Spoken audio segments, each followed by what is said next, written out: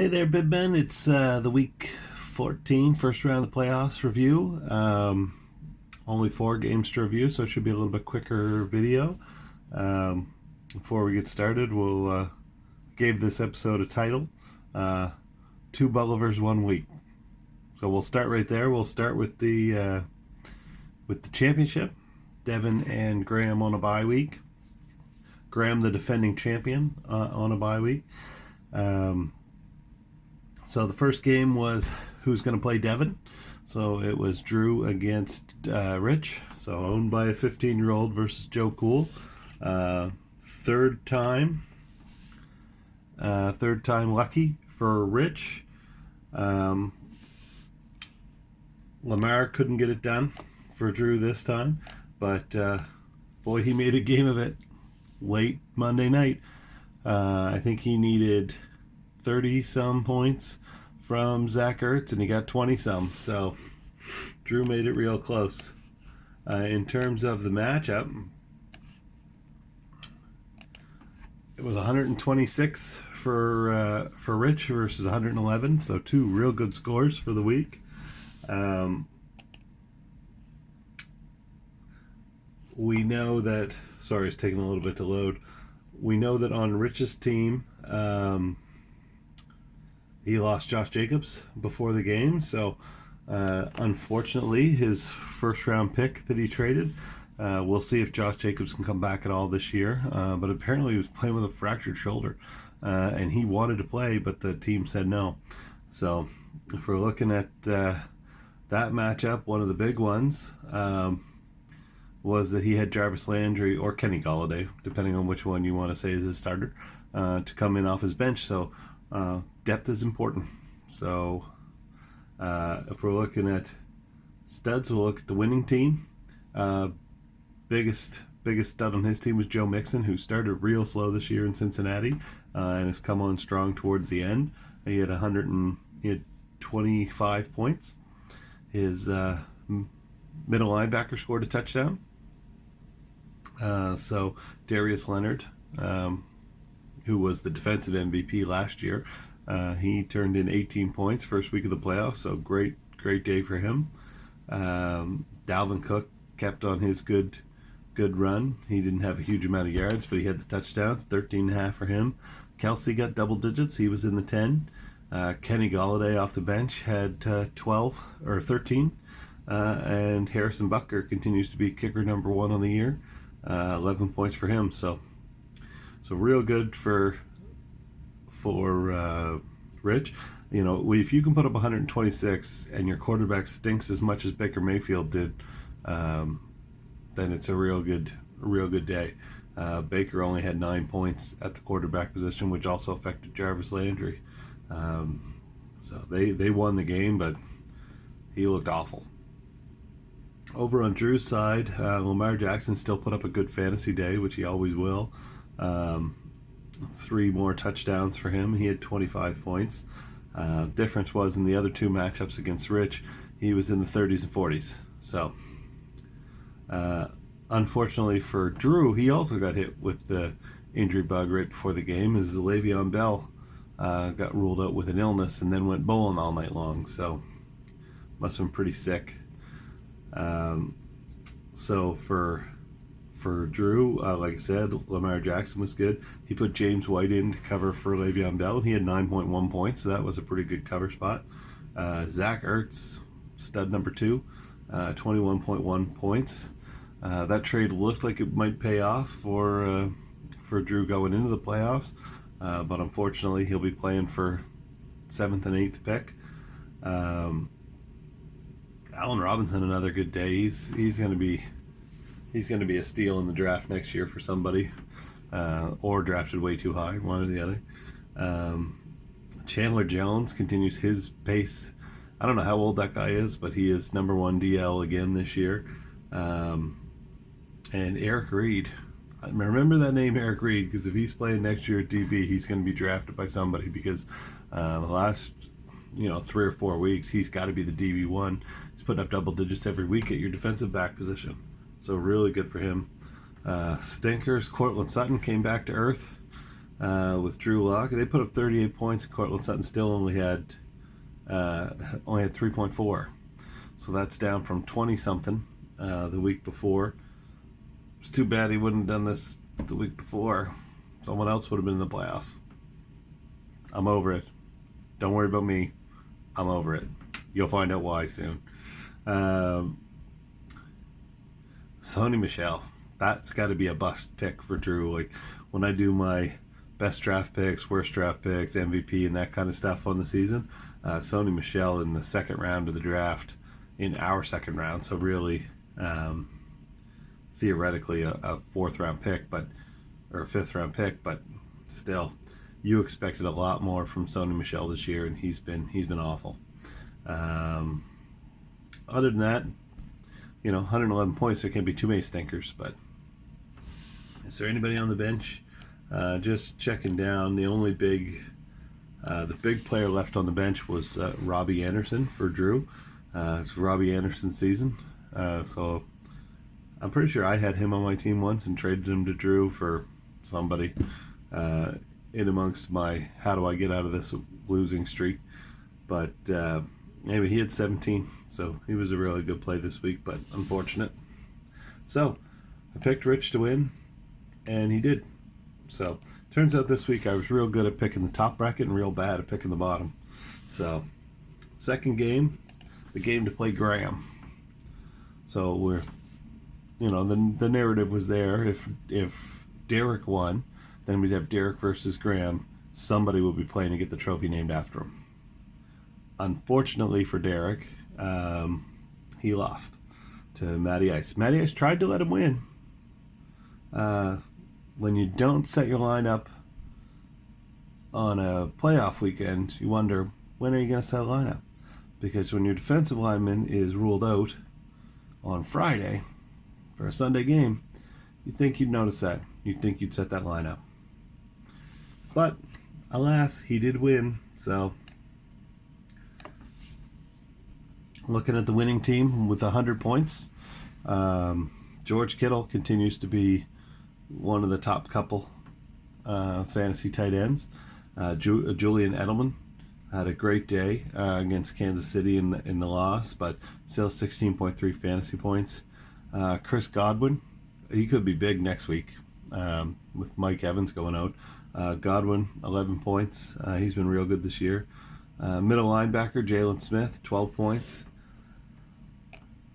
And somehow Aaron Rodgers against Washington only put up 12.4. So not a great day, but that was probably because Aaron Jones did all the work, but not a great day for Aaron Rodgers. So in terms of stinkers, you get 0 from D-line because he didn't play. So Greg Zuerlein had 4 PATs and missed a field goal, only 4 points. Other than that, everybody was just kind of middle of the road. Like still triple digits, so still a good score. But just didn't feel like a triple digit when watching the score go up, just because nobody was real good. But nobody on offense under 7 points either. So solid. But looking over at the other side, and this is why I feel better.